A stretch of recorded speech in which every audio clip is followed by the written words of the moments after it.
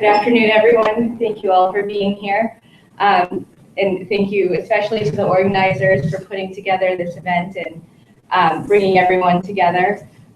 Certainly, we all carry several titles with us on a daily basis, but of course, one of the ones I am most proud of is being Omar Khaldi's daughter.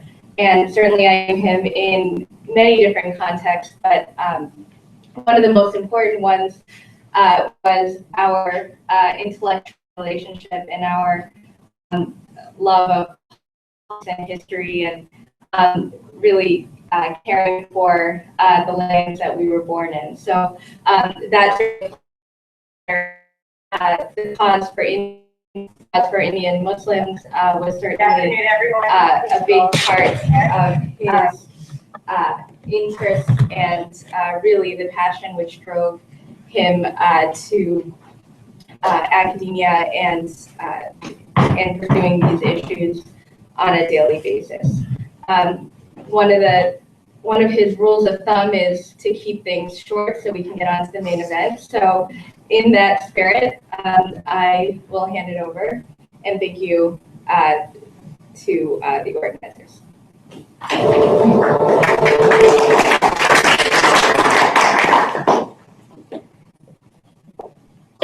Today we are very happy to have Manoj Mitta with us, and Manoj could not have been we couldn't have found a better choice because he was telling me earlier that how he met Omar Khalidi in 2010 when Khalidi invited him to a conference he had organized at MIT. So exactly. So Manoj comes to us from Times of India. He is a law editor of the Times of India. He's a senior journalist with a record of the most systematic commentary on the judicial system in India for the last 20 years. He's the author of The Fiction of Fact-Finding, Modi and Godhra, about which he's going to talk about today in the talk. It's a book which is a brilliant expose of how special investigative team that was commissioned following the Gujarat massacres covered up for Modi. The book became a bestseller in recent months in India. His previous book, When a Tree Shook India, was about the anti-Sikh. When a Tree Shook Delhi, was about the anti-Sikh pogrom in 1984. The Fiction of Fact-Finding is investigative journalism at its best. Well-researched and argued, it is brilliantly and compellingly written. In Outlook, Siddharth Vardarajan wrote, and which is going to be the basis of the talk today, I believe, and I quote, "The very fact that our governments and courts regularly set up commissions of inquiry, task forces, and special investigation teams itself testifies to the breakdown of governance on an almost routine basis. The fact that these commissions and investigation teams invariably fail to indict the guilty or even tell us the truth suggests something even more disturbing, that more often than not, the violence and lawlessness being probed are the product of players and processes deeply embedded in the system. Those in charge of the fact-finding exercise know that they cannot be exposed or sanctioned without jeopardizing the edifice of a state that rests on pillars of impunity." And this is precisely what Manoj has shown through very compelling investigative work. So it's a pleasure to introduce Manoj Mitta.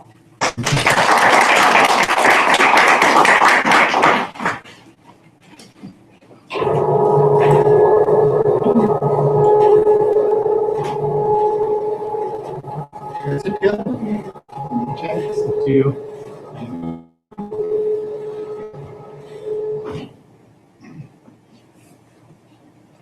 Thank you, Abba. And to thank all the organizers, particularly Dr. Khalidi's family. I have very fond memories of my earlier visit to MIT. As I said, it was, as Abba said, it was for a conference relating to impunity surrounding mass violence. So I was invited then to speak on the 1984 carnage. And coincidentally, even this visit to the US is about an invitation I got from a congressional committee to participate in a briefing at the Capitol Hill on September 30th, the very day Narendra Modi was also in Washington, D.C. And as I was speaking there at that congressional briefing, he was not very far in the Martin Luther Memorial along with President Obama. And I remember mentioning at that briefing that just a couple of days earlier when Modi spoke at the UN General Assembly, he invoked a Sanskrit saying, Vasudhaiva Kutumbakam, which means the whole world is one family. But when he was referring to this saying, it was essentially in the spirit, in reference to business and economy. So I was making this point that that same spirit is much needed even in the context of human rights practices and standards. Having said that, I've also been going since then to various universities to speak on my recent book relating to Gujarat violence. It came earlier this year, before the Lok Sabha elections, and it essentially questioned the clean chit, as we call it in India, questioning the exoneration of Narendra Modi in the context of Gujarat 2002. How clean is a clean chit? It was a big question that I addressed. My book is about the official fact-finding, the contradictions and gaps in that report. Unlike most others, I was not content looking at just the conclusions of that inquiry. I looked closely at the analysis on the basis of which these conclusions were made, and also, more importantly, the testimonies which formed annexures to that SIT report. And what I found was that there was a big contradiction between the testimonies. There were big gaps. So I will talk about this complex set of facts. I'll try to make them as lucid as possible through a couple of tales. One is a tale of two speeches, and another is a tale of two inquiries. The tale of two speeches brings out political complicity, and the tale of two inquiries brings out the cover-up. Now, first, the tale of two speeches. The first book, which came out in 2007, is on the 1984 carnage. That itself should sound a little odd. That book on the 1984 carnage coming out in 2007, that is 23 years later. And what is perhaps even stranger is the fact that this is more or less the first book on the subject. The first book on all the official fact-finding, a series of them that took place, through various commissions and committees and that. So this was the first book that took a look at it. And it took this long because much of the official fact-finding is shrouded in secrecy. It took a long while for my co-author, H.S. Fulka, who's the face of the Campaign for Justice, and me to put together that material. Now, this book is titled When a Tree Shook Delhi. This is taken out of an infamous observation Rajiv Gandhi, the then Prime Minister, made on November 19, 1984, a fortnight after the Sikh carnage in Delhi. What he said was, when a big tree falls, the earth is bound to shake. And it was something that was very widely commented upon and proved very controversial. But then there was always that scope that maybe he didn't quite mean it in the sense in which it was widely understood. Maybe that was just a throwaway line. He otherwise probably meant probably expressing concern over the violence that took place in that very city. Because remember, this was the first public meeting that he addressed as Prime Minister. And it was on the birth anniversary of his deceased mother. I mean, it was her assassination which led to this man being sworn in as Prime Minister. And within a few hours, there was this retaliatory violence in different parts of the country, but most significantly right in the capital of the country. Right? For 3 days, there was complete lawlessness, mayhem on the streets of Delhi. The police had become scarce. At many places, they were either looking the other way, or in some cases, they were actually aiding and abetting rioters. Now, at the end of those 3 days, it left a trail of destruction that's unparalleled in India post the riots that took place at the time of partition, 1947-48. After that, India never saw this kind of violence. The official death toll, and quite often the official figures are taken to be an underestimate of the real damage. The death toll of Delhi carnage is itself as high as 2,733. This is a figure they arrived at about 3 years later, that in a span of 3 days in Delhi alone, as many as 2,733 people were killed. Now, when Rajiv Gandhi delivered his first, addressed his first public meeting as Prime Minister on November 19, that is a fortnight after this carnage had taken place, he in reality said nothing. I mean, this statement, which became so controversial, was in no way doing injustice to what he actually said. It is truly representative of the spirit of the speech. How do I say that? Because this happens to be his first speech, when the government of India brought out a publication, a compilation of his speeches, this November 19, 1984 speech, in which he made this famous observation or infamous observation, is turned out to be the very first speech in that book, in that compilation. So you have it all on an authoritative basis. It's spelled out there, that entire speech. And what is amazing about it, when you look back at the speeches, you will not at all get a sense that he was speaking in a city which had just seen this kind of havoc. That thousands of people had been killed, raped, rendered homeless, orphaned, and all that. And many of them had been permanently incapacitated, and the city had not recovered from it. Many were still in hospital. Many were in a state of shock. And at a time like that, he was speaking, and yet all that he was doing in that speech, and it is there in that Government of India publication. You can see that for yourself. This line, which became so infamous, is truly representative of the spirit of that speech, because throughout that speech, he was only reaching out to the big crowd that had gathered in front of him, and he was saying, look, I empathize with your anger.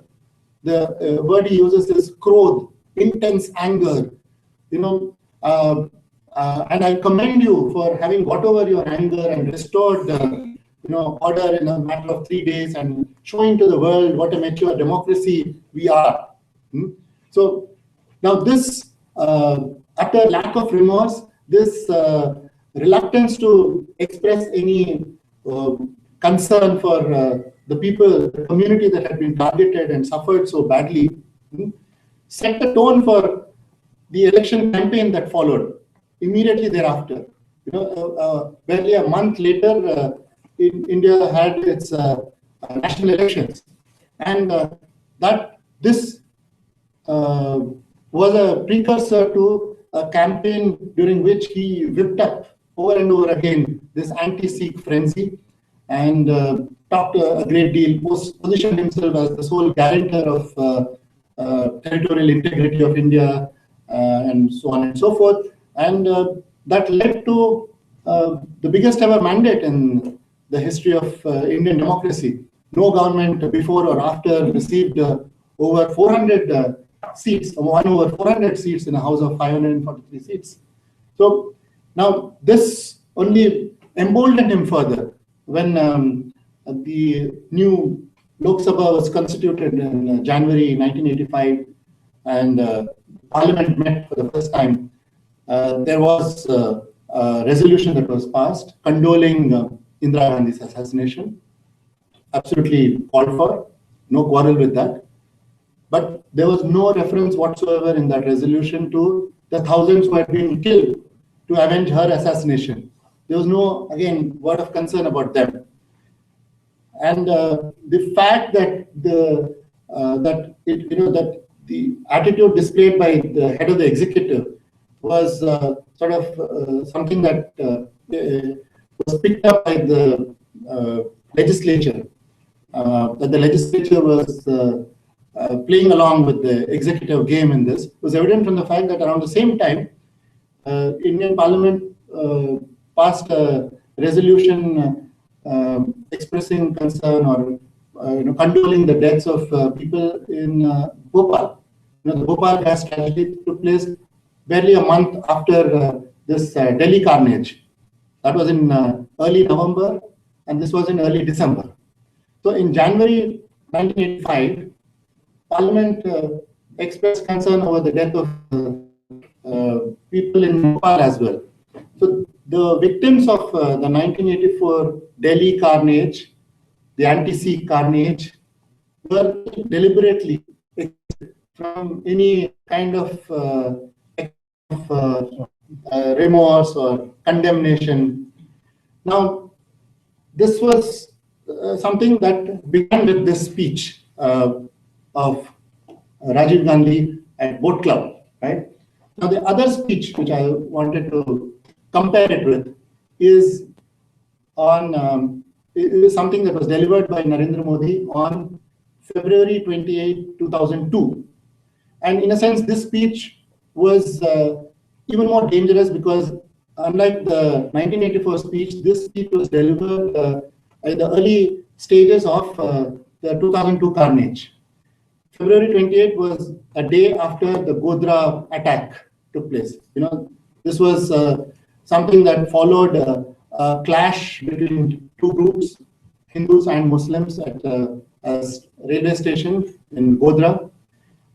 This clash itself followed, the return of a group of pilgrims, car sevaks from Ayodhya as part of their temple construction program. And while they were returning, they were indulging in a lot of sloganeering, shouting anti-Muslim slogans, and at various stations they indulged in violence against Muslims. But when it came to Godhra, there was a response from the Muslims who were there on the platform, for the reason that this Godhra railway station was in the immediate neighborhood of a locality dominated by Muslims. So they were enough in numbers, enough in strength to hit back. So there was stone pelting between the two. Now, on what basis do I say all this? When I speak about it in 2014, we already have the advantage of the trial court's judgment in the Godhra case, which gave a judicial determination of what happened. That came in sometime in 2012. So we know for a fact what has been determined by the trial court. It said that these pilgrims, these car sevaks, descended from the train as soon as it arrived that morning on February 27th, and they got into fights with vendors because they refused to pay, and these people, and they even molested a woman who was there on the of this backlash. And in the course of that stone pelting, things spiraled out of control, and at some point the train stopped a little distance away from the station, and that is when it was found to have caught fire, this particular coach, in which some 59 people were killed. Now, when this incident came to Modi's knowledge on the morning of February 27th, his reaction was that of any administrator, any responsible administrator. He didn't want things to escalate any further. So he immediately said from Gandhinagar that nothing could be said about the cause of this violence till the police complete their investigation. But then that same evening, when he went to Godhra, there was a dramatic change in his stand. By which time he had been heckled by a whole lot of cadre of Vishwa Hindu Parishad and others of his ideological persuasion, and he had then said from Godhra, he addressed the press and said, "This is after having made a survey, after having met a few people here, I'm convinced that this is the result of a terror conspiracy. This is nothing but a terror attack." I mean, he said this notwithstanding the fact that there were none of the regular signs of any terror attack. There was no recourse to any firearms. There were no explosives. This is close on the heels of this 9/11 here, which took place in September 2001, and this was in February 2002. And this was also soon after a terror attack in Delhi on Parliament in December 2001. A group of militants had driven into the Parliament premises in a car, to their firearms, and there was explosives in that car. So there was none of that out here, right? Yet he made this statement, and that added to the fuel. He added fuel to the fire, and sure enough, the next morning, these attacks on Muslims had begun, most notably in Ahmedabad, and in the course of that violence, on the evening of February 28th, Modi recorded a peace appeal before a state-run channel, Doordarshan. Now, that is the speech I'm referring to. Modi's speech, unlike Rajiv Gandhi's speech, was not at a public meeting. It was in the nature of a peace appeal recorded by Doordarshan. Now, what did he say? Much like Rajiv Gandhi, his concern was only for the incident that triggered off the attacks on the targeted community. In Rajiv Gandhi's case, his focus was all on what happened to his mother. And in Modi's case, it was all about what happened the previous day at Godhra. He's condemned it in no uncertain terms. I mean, nobody can take exception to the fact that he said that the perpetrators of that violence would not be spared, and they would be taught a lesson that which would make others not even dream of repeating such a crime, and so on and so forth. But the problem with that speech was that by the time he recorded this peace appeal before Doordarshan at 6 o'clock on February 28th, 6 p.m. Okay. 6 p.m. On February 28th, the post-Godhra violence had already begun, and post-Godhra violence had already claimed more victims than the Godhra violence. For instance, the first post-Godhra massacre was at a place called Gulberg Society, where the death toll was 69, and the death toll in Godhra was 59. And that was not the only one. There was also a violence not very far from Gulberg Society in a place called Naroda Patya, which saw an even higher death toll. Official death toll there is 96. And there was another place, Naroda Gam. So there was violence across Ahmedabad, and the number of Muslims who had already been killed by the time Modi was recording this peace appeal was greater than the number of Hindus who had been killed at Godhra. Yet his peace appeal condemned only the violence that saw in Godhra. And as far as the post-Godhra violence was concerned, he was still talking about something that should not be allowed to happen. He was calling upon people to maintain peace, observe restraint, but there was no condemnation whatsoever of the violence that had actually already taken place against Muslims.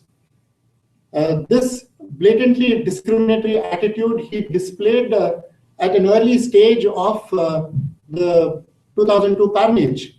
This speech was played over and over again by Doordarshan in the course of that violence, right?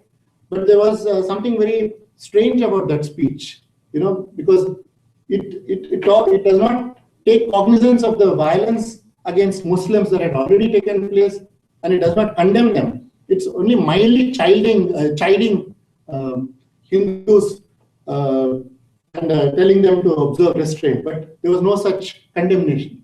That the bias was very evident from that. Now I'll come to the tale of two inquiries. Can we play the clip of Modi speaking a speech that's there on YouTube? Like we can play, so we can listen to the. Yeah. Okay. Now the tale of two inquiries.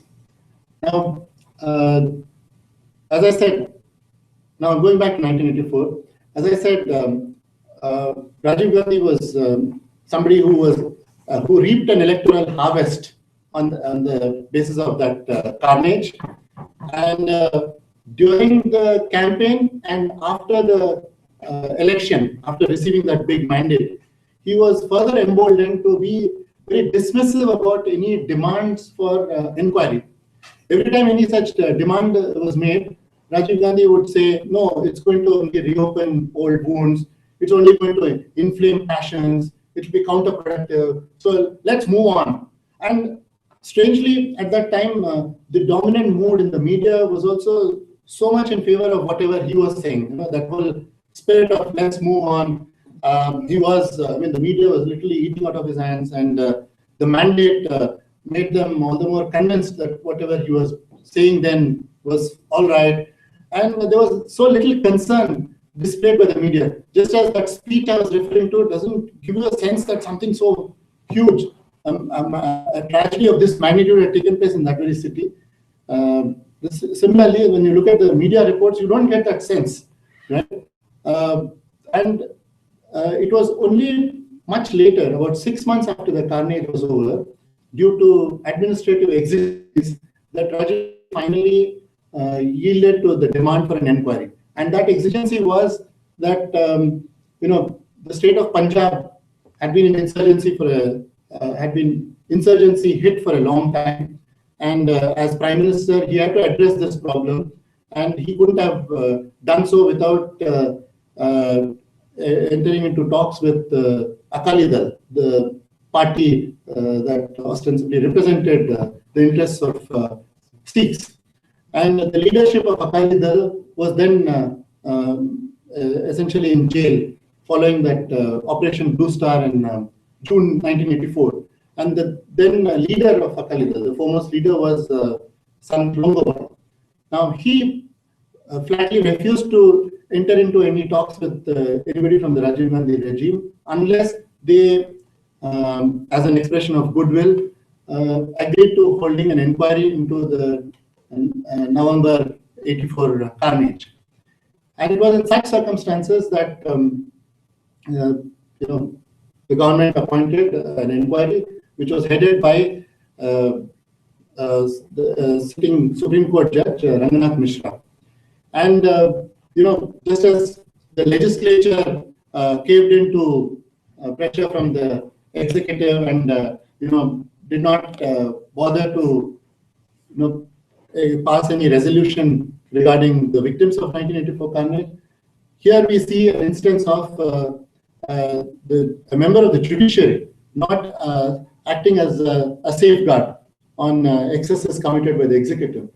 Though it was so obvious that it was a very glaring instance of post-colonial country devouring its own people, the Supreme Court judge was happy to go along with the executive's anxiety to keep the situation under wraps.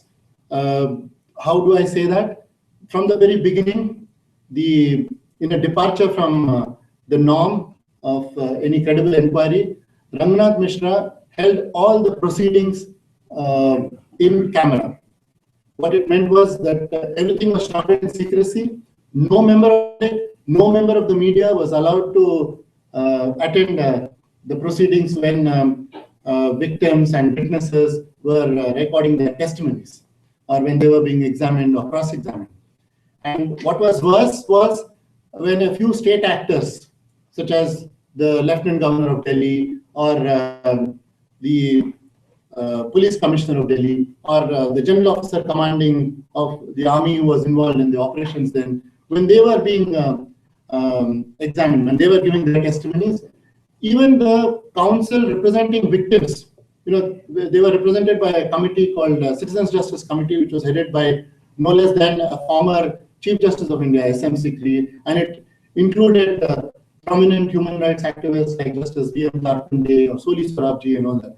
Now, such a committee and their counsel were not allowed to be present in the courtroom when these state actors were being examined by the commission. In fact, they did not even know such a thing had happened. How did they come to know about it? It was when they filed an application before the commission saying, look, we have had only victims and witnesses giving testimonies. How about people from within the state structure being called? Because after all, the violence took place on their watch, they have much to answer for. So let's please have such and such persons called for giving their testimonies. So it was at that stage, Ranganath Mishra drops this bombshell. He tells them, oh, don't worry about these people. I had already examined them. So that's when they realized that something very farcical is going on. Their presence, their participation was being used to lend legitimacy to this inquiry.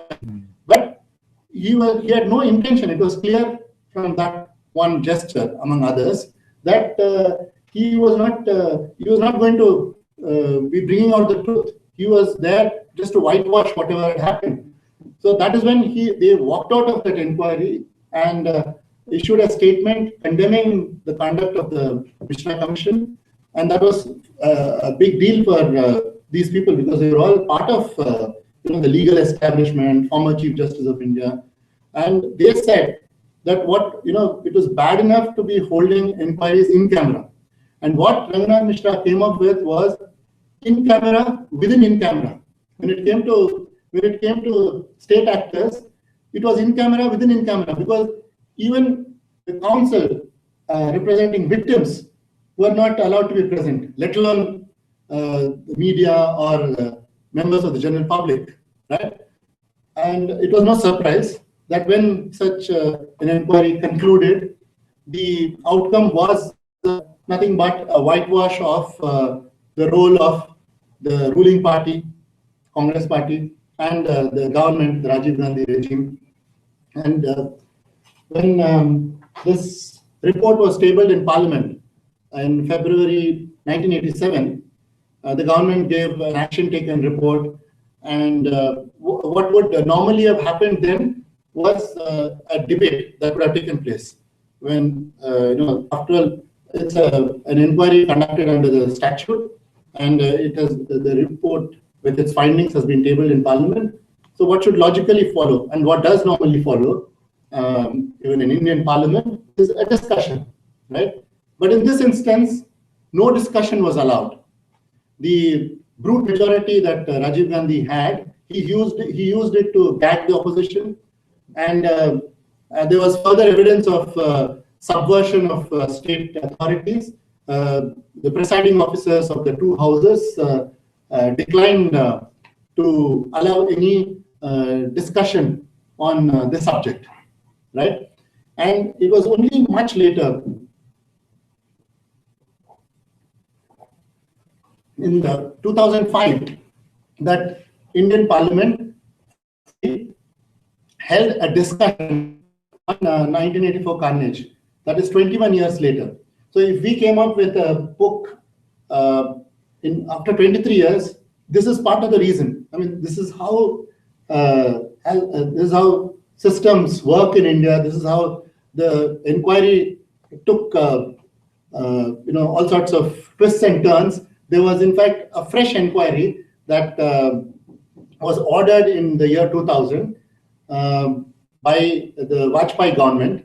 That happened when the Vajpayee government conceded to the demands made by civil society that the inquiry that had been ordered by the Rajiv Gandhi government in the immediate aftermath was not credible at all, and there was a need for a fresh inquiry into the 1984 carnage.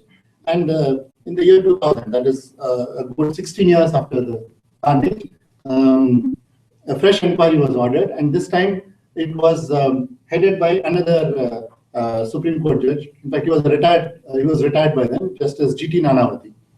He was chosen by the Vajpayee government to hold this inquiry. And because the whole purpose of this fresh inquiry was to undo the mischief of the earlier inquiry, Nanavati Commission ensured that everything was done in public. The proceedings were held in public, and many of the documents relating to the earlier inquiries, Mishra Commission, and some administrative inquiries into aspects of police delinquencies and shoddy investigation of cases or non-registration of cases, all those official fact-finding into such allegations that followed. All those became public for the first time in the course of this inquiry, that is post-2000. That is when, by and by, Fulka and I managed to put together this, these documents and looked at what are the official admissions, what are the major, points that they are themselves conceding, and we linked the dots. After this report was submitted and made public in 2005, even at that stage, there was resistance from the Congress government.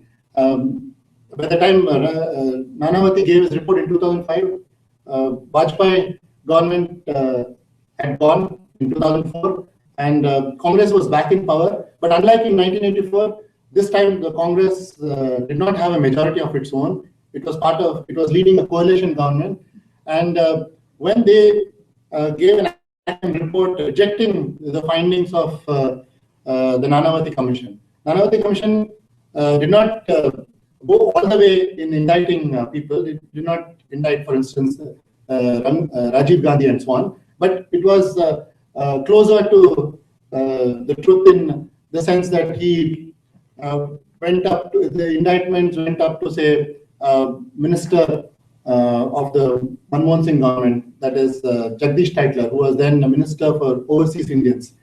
He was indicted, and then there was a Congress MP, Sajjan Kumar, in whose constituency a lot of killings had taken place. He was also indicted. But another man, that is H.K.L. Bhagat, who was the foremost leader of Congress in Delhi in 1984, and in whose constituency the worst of the killings, the most number of killings had taken place. He was spared for the reason that he was already too old by then. He was on his deathbed, and he did in fact die soon after Nanavati Commission gave its report. And Rajiv Gandhi himself was dead. He had been killed in 1991 by a Sri Lankan group. So when Nanavati gave his report, in which these lesser leaders like Markan was dead in 1985 itself. It was Jagdish Tytler and Sajjan Kumar. Now, to save these two, the Manmohan Singh government rejected the Nanavati's findings. But then, as I said, it was no more as powerful as it was in 1984. Have its say even with its own allies. So the left parties and other friendly parties like Samajwadi Party, they all had condemned the stand of the government, and so did the opposition parties like BJP. So within a matter of 2 days, the government made a U-turn and then they conceded the demands of everybody, the political consensus, and then they got this man out of the government, Tytler, and Sajjan Kumar also was forced out of a position he was holding under the Delhi government, and that was when Manmohan Singh, for the first time, apologized to as Prime Minister on the floor of Parliament to the nation and to the Sikh community for what happened in 1984. Right? So that was the trajectory of the trajectory of the 1984 inquiry. Now, when it comes to 2002, in a bizarre coincidence, Narendra Modi appointed the same judge, that is Nanavati, to hold an inquiry into the 2002 carnage. Even as we speak, that is more than 12 years later, Nanavati is still holding his inquiry. The inquiry proceedings are still going on. So I need not say more about how farcical this inquiry is. And one of the clearest indications of the farce that is going on there is his repeated refusal to summon Modi to testify before the Nanavati Commission. This is despite the fact that in 2004, after the change of regime at the center, Modi government took the trouble of changing the terms of reference of the Nanavati Commission to say expressly that the commission is authorized to look at allegations against the chief minister and other such high dignitaries in Gujarat, his ministerial colleagues and bureaucrats and police officers. Now that was expressly spelled out there in order to preempt the possibility of the center ordering a parallel inquiry. Since since Nanavati had by then not shown any sign of calling Modi, it was put expressly in the amended terms of reference that he is authorized to look into allegations against Modi. Despite that, Nanavati continued to show that reluctance. In fact, he passed an order to the effect that he had no reason, no intention to call Modi for giving his testimony. And the inquiry conducted by Nanavati is still going on. Now, this is as far as the Truth Commission is concerned. There are two kinds of processes. One is this commission of inquiry, whose findings and recommendations are not necessarily binding on the government, which is the reason why when Nanavati gave his report on 1984, to begin with, the Manmohan Singh government rejected it. And because of the pressure from opposition, 2 days later, they accepted it. Right? Now, there is, however, a legal process which is mandatory because that's under the Criminal Procedure Code. And that's investigation by the police. And that leads to charges being framed and prosecution taking place. And if found guilty, the persons concerned being convicted, right? And sentenced to jail.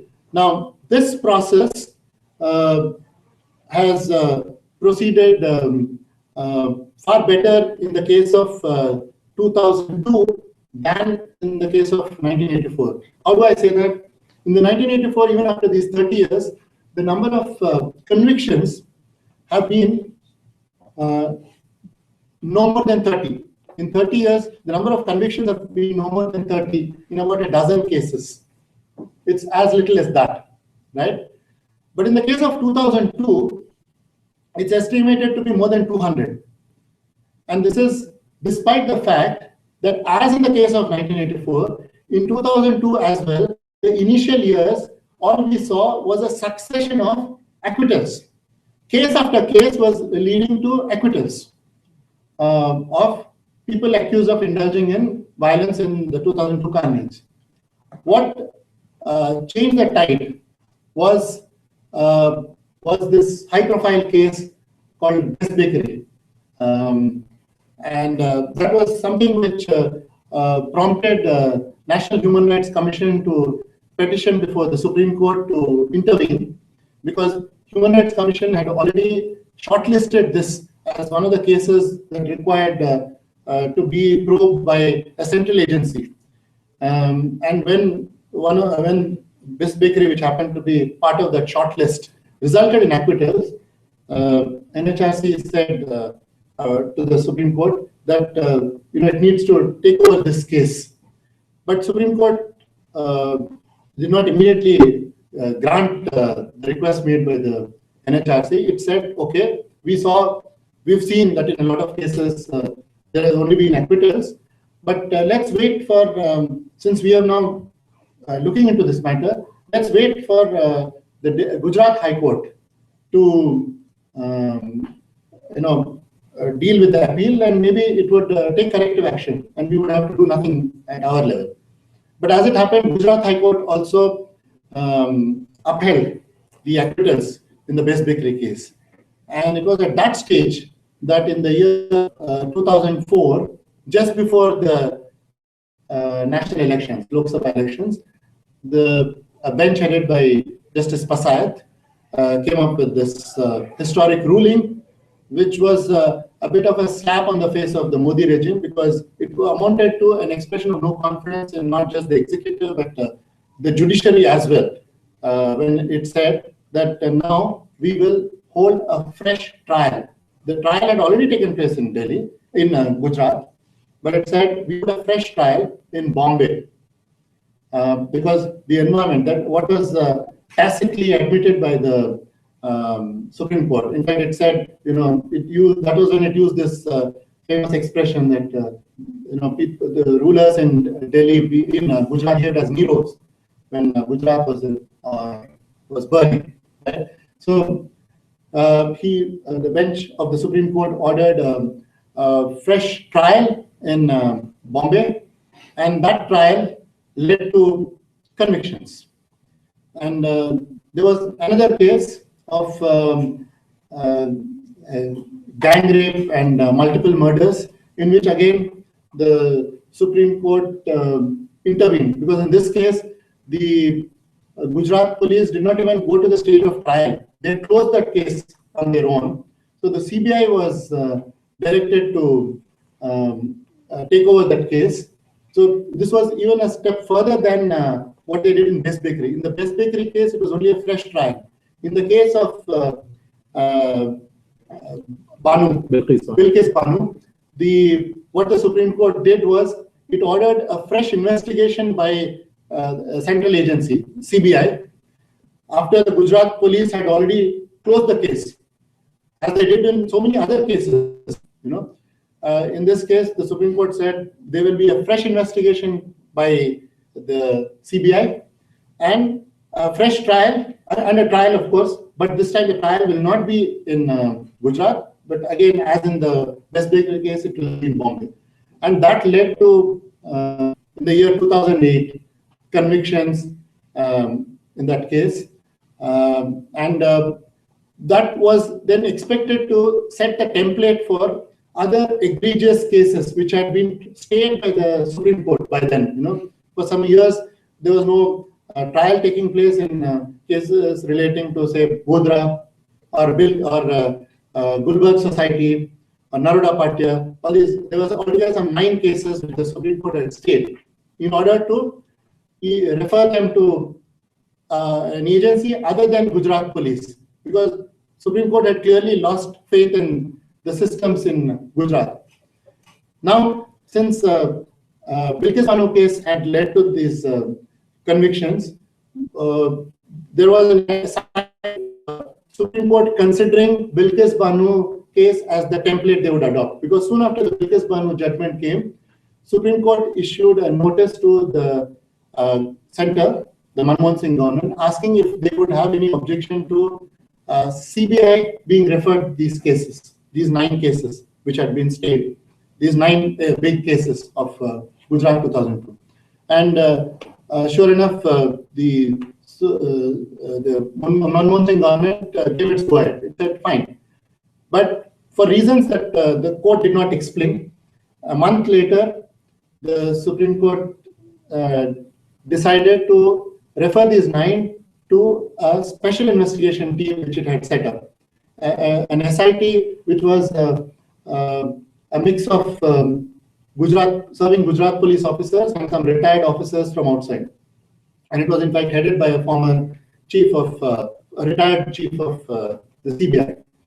Now, this SIT also was given subsequently the responsibility of looking into a complaint filed by a victim of the Gulbarg Society massacre, Zakia Jafri. She was the widow of Ehsan Jafri, a former Congress MP who was killed in the Gulbarg Society massacre, the first post-Godhra massacre. Now,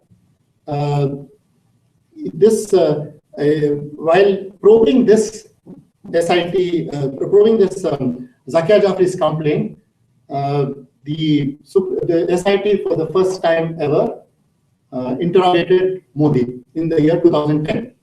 So what Musharraf failed to do with Rajiv Gandhi in the context of 1984, what Nanavati failed to do in the context of 2002 with Modi, SIT was forced to do with Modi in the course of probing this complaint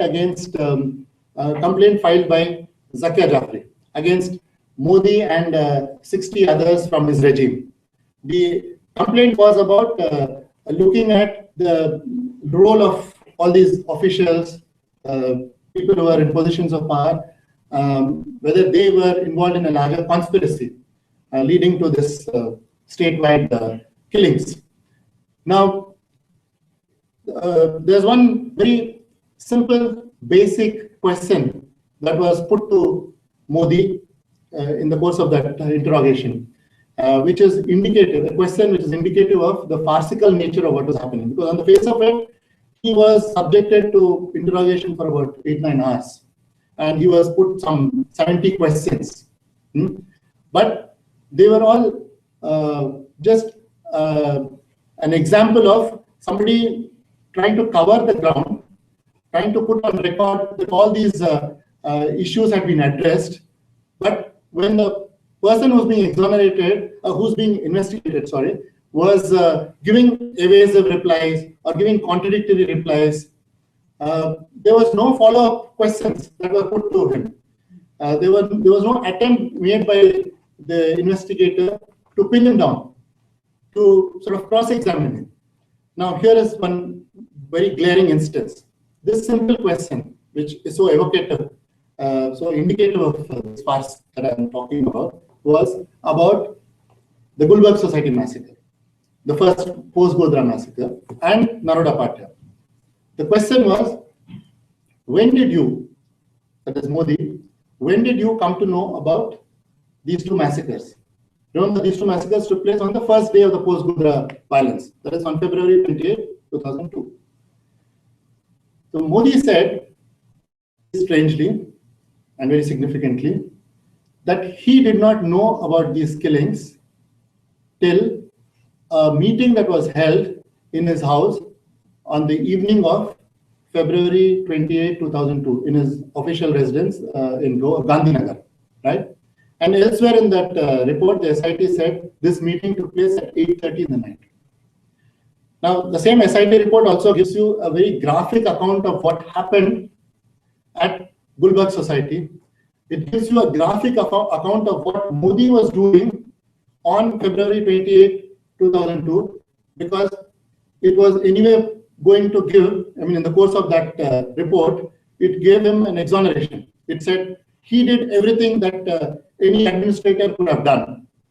Why was it patting him on the back? Because it was impressed by the fact that Modi, who was not just the chief minister of Gujarat, but he was also a home minister, a man who was directly in charge of law and order and the police in Gujarat, he was completely on the ball. As is the image of Modi, he has this image of being tough on crime, very unsparing on law and order issues.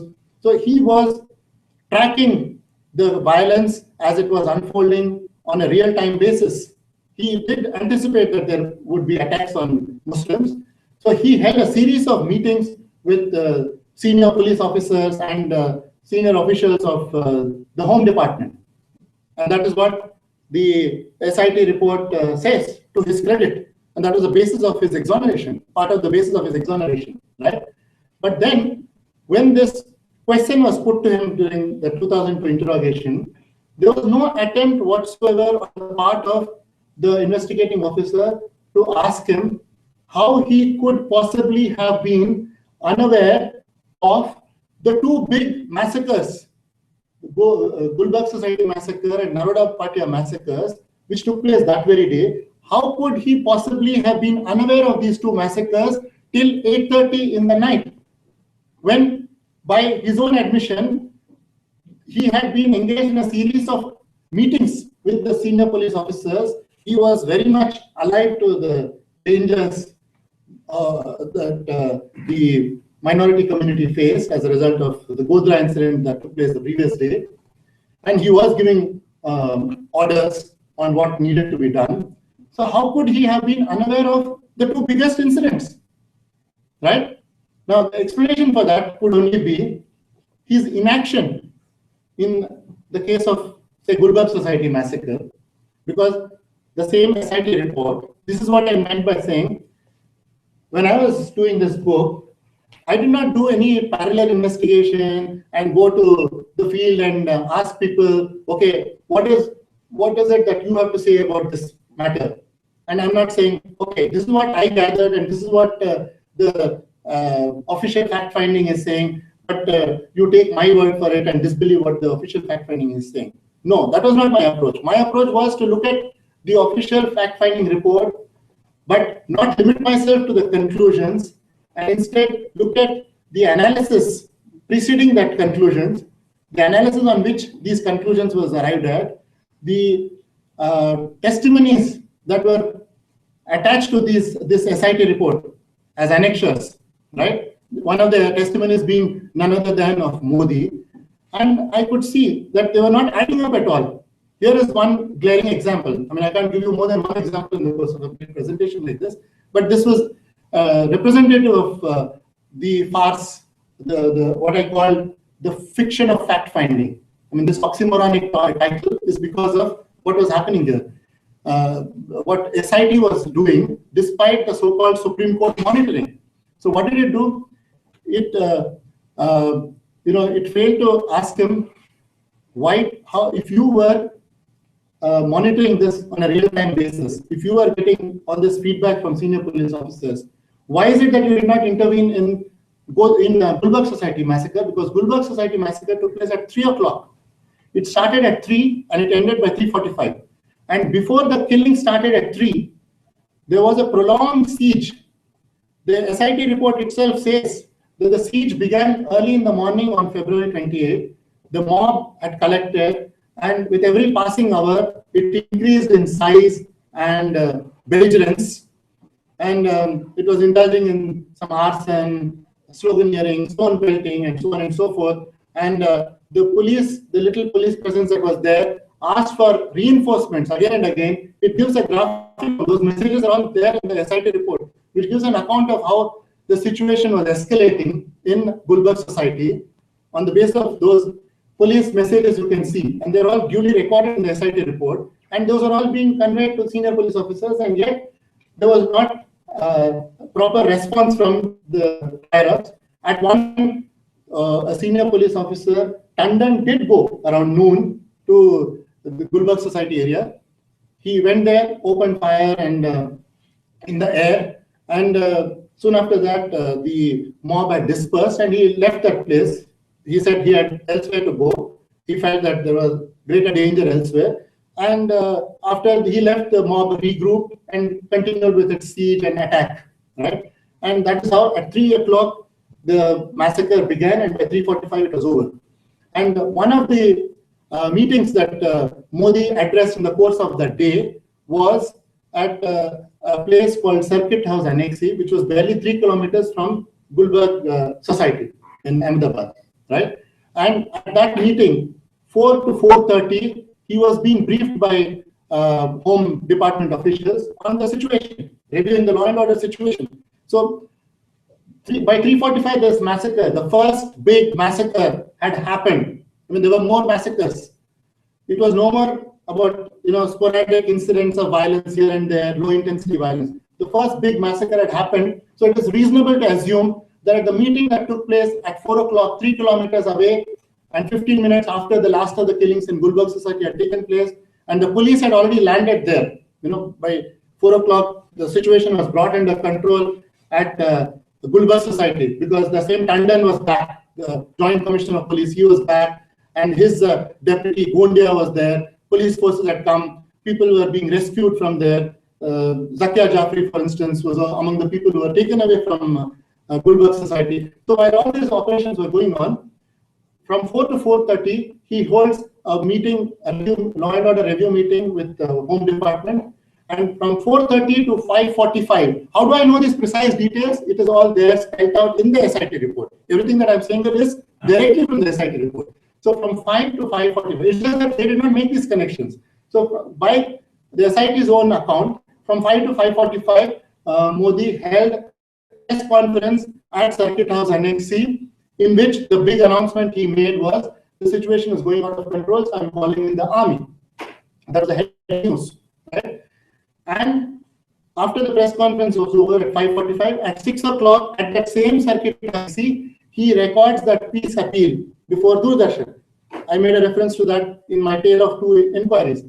Now comes this odd part, that though this 6 o'clock message was being recorded so much after the Gulbarga society massacre had happened, he was railing only against Muslims for what they did in Godhra the previous day, and he had nothing to say. He had no word of condemnation. He was only warning them not to, take law into their hands and observe restraint. But he was not condemning these mobs, Hindutva mobs, for the violence they had already indulged in at Gulbarga society and Naroda Patia by then, right?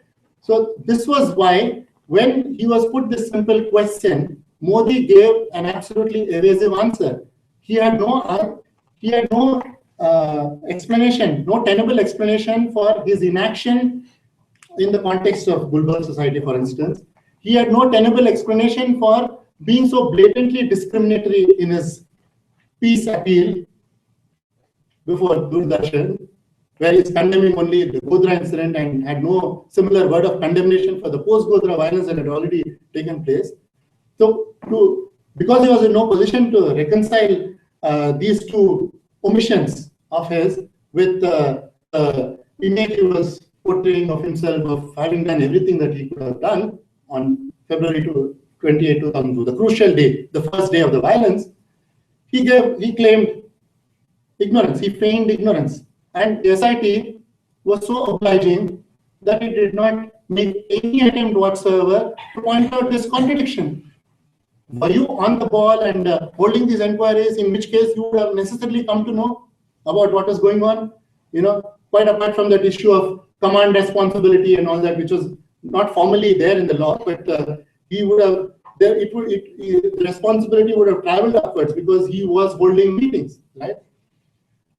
Morally, politically, legally, he would have been accountable for what had happened, right? So to avoid that, he claimed, no, I didn't know about it till 8:30 in the night. So, and what does it mean? Either you are extraordinarily inept, that these police officers hold back such important information from you and you had no clue to it, but then subsequently there should have been evidence of his having pulled up those police officers and taken action against them and asked them why this information was withheld from them. No, he had always maintained that he and his officers had done everything that could have been done, right? Now this simple follow-up question, the failure to ask such follow-up questions, was a telling example of how farcical this inquiry was, which was the reason why, as I said, I called this book The Fiction of Fact-Finding. I think at this point, I should let the audience put questions, but just bear in mind that this whole attempt about questioning the clean chit given to Modi, questioning the exoneration of Modi, was central to his rise, because It was only after the SIT gave its, the chronology speaks for itself. It was only after the SIT gave its exoneration that he was anointed as the prime ministerial candidate of BJP, and that is how he went on to become the prime minister. So the questions I'm raising are absolutely central. It's not one of the many things that are there. It was central to his rise as the leader of the BJP. Thank you.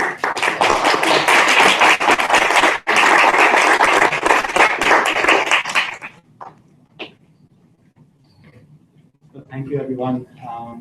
We'll have a question and answer session now. We had a very productive talk by Manoj. He's obviously has raised a lot of questions, so please frame your question as best as possible. And I'm sure Nitin will try to, sorry, Nitin is back there, try to answer it as best as possible. Would you like to introduce yourself? Also, I'm going to be recording the question and answer session as well. Because none of this was spoke to us, so we're going to record it. I think it would be nice if you just tell us. Yes, it's being broadcast live right now. What purpose are you going to use it for? It's public talk. It's public recording. Would you? Just ask them. I'm just say it. Just say it. Would you be recorded? So do you mind being recorded, or? I would have appreciated if this was communicated earlier, but now this is the format and there's no options, so we will just go with it. There's always an option. Right? There's always options. If you do not want to be recorded, that's your right. I think, as far as I'm concerned, you Oh, you're giving us the option?